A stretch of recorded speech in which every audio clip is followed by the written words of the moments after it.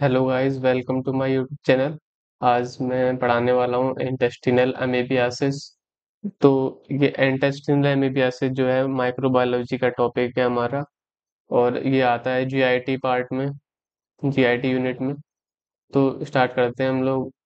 तो intestinal amoebiasis जो है इसका कॉजेटिव एजेंट है एंटामीबा हिस्टोलिटिका, जो कि एक सिंगल सेल्ड प्रोटोजोन है।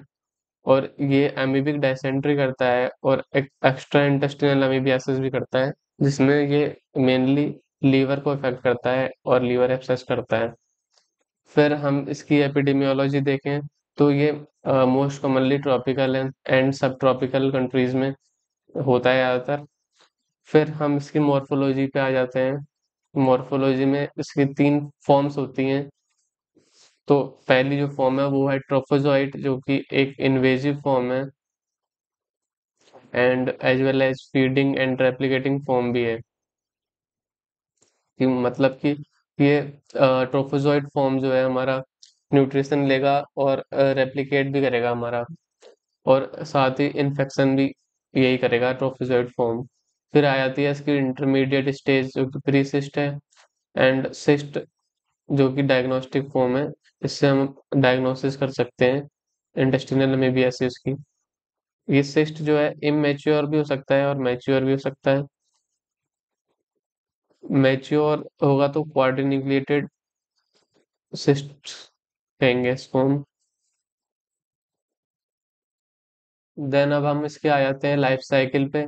लाइफ साइकिल में इसमें सिंगल होस्ट है मैन का, और जो होस्ट है वो इन्फेक्शन होगा उसका मैच्योर क्वाड्रीन्यूक्लिएट सिस्ट से, जो कि इन्फेक्टिव फॉर्म है।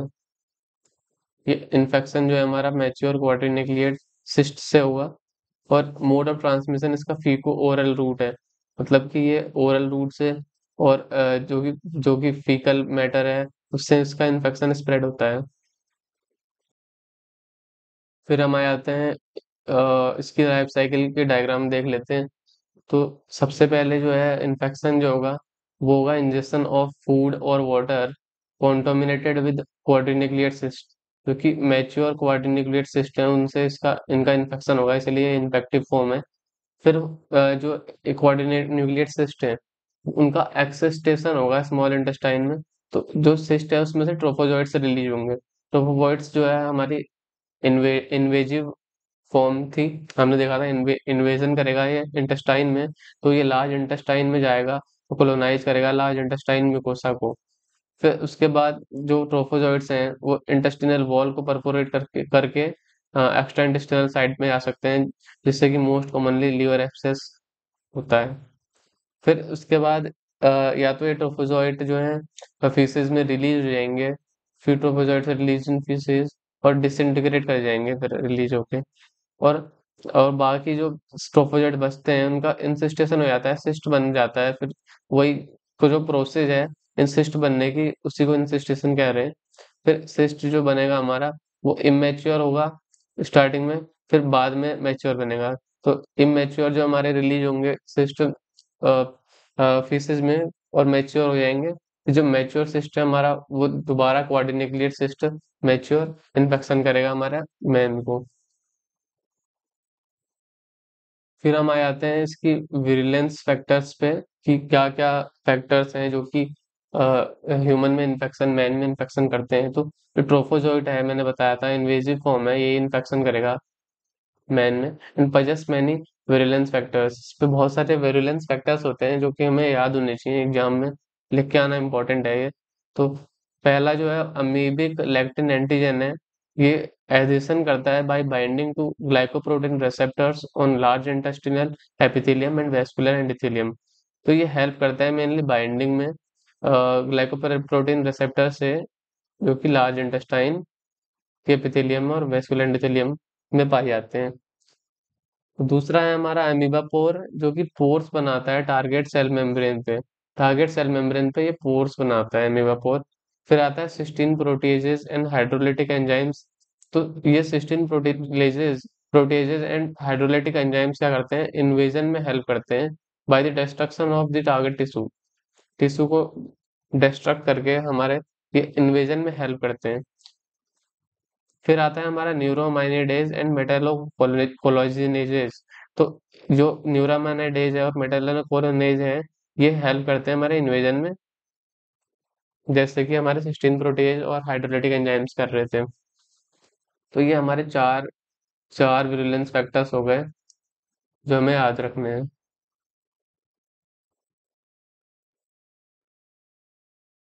फिर हम इसकी पैथोजेनेसिस पे आ जाते हैं। पैथोजेनेसिस में सबसे पहले ये कोलोनाइज करेगा लार्ज इंटेस्टाइन के म्यूकोसा को। फिर उसके बाद जो हमारा विरुलेंस फैक्टर है, उसकी अमीबिक लैक्टिन लैक्टिन एंटीजन की हेल्प से एडिशन करेगा इंटेस्टिनल एपिथेलियम पे, और वहां पर फ्लास्क शेप्ड अल्सर्स बनाएगा, जो कि मोस्ट कॉमनली हमें सीकम में देखने को मिलेंगे। और ये बहुत इंपॉर्टेंट है, फ्लास्क शेप्ड अल्सर्स बनाते हैं हमारे इंटेस्टिनल एमीबियासिस में, एंटमीबा हिस्टोलिटिका के ट्रोपोजोइट्स, जो इन्फेक्शन करेंगे हमारे लार्ज इंटेस्टाइन में। फिर ये इन्वेजन करेंगे और माइग्रेट कर जाएंगे एक्स्ट्रा इंटेस्टिनल साइड पे, और लीवर एब्सेस भी कर सकते हैं। लीवर एब्सेस भी कर सकते हैं। फिर हम देखते हैं कि invasion facilitated by cysteine protease. जो ये इन्वेजन होता है, जो लार्ज इंटेस्टाइन की वॉल है उसको इन्वेट करके जो ट्रोफोजोइट्स जा रहे हैं लीवर में, वो सिस्टीन प्रोटीजेज और हाइड्रोलाइटिक एंजाइम्स की हेल्प से इन्वेट करते हैं। फिर हम आ जाते हैं क्लिनिकल मैनिफेस्टेशंस पे। तो क्लिनिकल मैनिफेस्टेशन में देखते हैं हम, इंक्यूबेशन पीरियड इसका 1 to 4 वीक्स है। कि इंक्यूबेशन पीरियड मतलब ये है कि अपीयरेंस ऑफ सिम्टम्स कब स्टार्ट हो रहा है, after the time duration in which the parasite has infected, और प्रोटोजोन जो है इसकी जो इन्फेक्टिव फॉर्म है जिसने इसको इन्फेक्ट किया था, उसके बाद कितना टाइम लगा सिम्टम आने में। फिर जो 90% होते हैं वो एसिम्टोमेटिक सिस्ट पासर होते हैं, कि उनमें कोई इन्फेक्शन नहीं होता। 90% सिस्ट पास करते हैं केवल एक कैरियर की तरह, एज अ कैरियर। 10% ऐसे होते हैं जो कि इंटेस्टिनल एमीबियासिस हो जाता है जिनमें। और हमें क्लिनिकल मैनिफेस्टेशंस में एमीबिक डायसेंट्री देखने को मिलती है। Dysentery means bloody diarrhoea, means diarrhoea के साथ ब्लड होता है, with mucus and pus cells के साथ। कोलिकी एब्डोमिनल पेन होता है, फीवर हो सकता है, प्रोस्ट्रेशन और वेट लॉस देखने को मिलता है। एमीबिक अपेंडिसाइटिस हो सकता है इसमें, क्योंकि acute right lower abdominal pain के साथ एसोसिएटेड होता है। Acute right lower abdominal pain के साथ एसोसिएटेड होता है अपेंडिसाइटिस। फिर हम देखते हैं अमीबोमा बन जाता है। अमीबोमा क्या होता है? अमीबोमा एक पैल्पेबल एब्डोमिनल मास की तरह प्रेजेंट करता है। Palpable abdominal mass, amoeboma. फिर हम देखते हैं फुलमिनेंट कोलाइटिस हो सकता है, present as intense colicky pain होता है। Rectal tenesmus, rectal tenesmus rectal tenesmus वो होता है कि जैसे कि फीलिंग होती है, a painful feeling to pass the stools, but actually the colon colon is empty. तो फिर इसके बाद हम देखते हैं कि rectal tenesmus more than 20 motions per day, और उसके बाद 20 मोशंस पर डे के फ्रीक्वेंसी के साथ हमारे फीलिंग ऑफ पासिंग स्टूल्स हो सकती है। फीवर होगा, नोजिया होगा, एनोरेक्सिया होगा, और हाइपोटेंशन हो सकता है। फिर हम आते हैं लैब डायग्नोसिस पे। तो लैब डायग्नोसिस में हम सबसे पहले कलेक्ट करेंगे सैंपल को, जिसमें हम मिनिमम 3 स्टूल सैंपल्स लेंगे। ऑन अल्टरनेट डेज पे हम 3 स्टूल सैंपल्स लेंगे विद इन 10 डेज के अंदर, as amoeba are shed intermittently. फिर हम करेंगे इनका stool microscopy, wet mount prepare करके और परमानेंट स्टेन्स प्रिपेयर करके इनकी डिटेक्ट करेंगे सिस्ट्स, जो कि राउंड दिखेंगे 1 to 4 न्यूक्लियाई के साथ। एंट्रोपोजोइट्स हमें ऑब्जर्व होंगे विद फिंगर लाइक सूडोपोडिया के साथ, फिंगर लाइक सूडोपोडिया के साथ हमें ऑब्जर्व ऑब्जर्व होंगे हमारे ट्रोपोजोइट्स। फिर आ जाते हैं हम इनकी हिस्टोलॉजी पे। हिस्टोलॉजी में हमें इंटेस्टिनल बायोप्सीज अगर हम करें तो हमें स्टेन यूज करने पड़ेंगे, पास स्टेन और H&E स्टेन। फिर हम आ जाते हैं स्टूल कल्चर पे। स्टूल कल्चर में हमारे इसमें दो तरीके के स्टूल कल्चर होते हैं। इसमें पॉलीजेनिक स्टूल कल्चर होता है, एक्जेनिक कल्चर होता है। पॉलीजेनिक एंड एक्जेनिक कल्चर का हम स्टूल एंटीजन डिटेक्शन कर सकते हैं, कॉपरो एंटीजन, एलाइजा और इम्यूनोक्रोमोटोग्राफिक टेस्ट की हेल्प से। कोलिगेनिक कल्चर क्या होते हैं? ये वो कल्चर होते हैं जिसमें एडिशनल बैक्टीरियल सप्लीमेंट रिक्वायर्ड होते हैं। एग्जाम्पल के लिए NIH media, Boeck and Drbohlav, egg serum medium. ये याद करना है as it is direct, important है। एक्जेनिक कल्चर फिर क्या है? एक्जेनिक कल्चर में बैक्टीरियल सप्लीमेंट जो होते हैं हमारे लॉस्ट होते हैं, लैक होते हैं, मतलब इसमें बैक्टीरियल सप्लीमेंट नहीं होते हैं, जिसका एग्जांपल है डायमंड मीडियम। फिर हम आ जाते हैं सीरोलॉजी पे। सीरोलॉजी में हमारा हम एंटीजन डिटेक्शन कर सकते हैं भाई, ELISA 170 kilo dalton of lectin antigen use होता है इसमें। प्लस हम एंटीबॉडी डिटेक्शन कर सकते हैं एलाइजा से। फिर हमारा आ जाता है दूसरा, आइसो एंजाइम एनालिसिस कर सकते हैं। फिर मॉलिक्यूलर डायग्नोसिस की हेल्प ले सकते हैं, जिसमें हम नेस्टेड मल्टीप्लेक्स पीसीआर कर सकते हैं, रियल टाइम पीसीआर कर सकते हैं, एंड बायोफायर फिल्म ऐसे कर सकते हैं।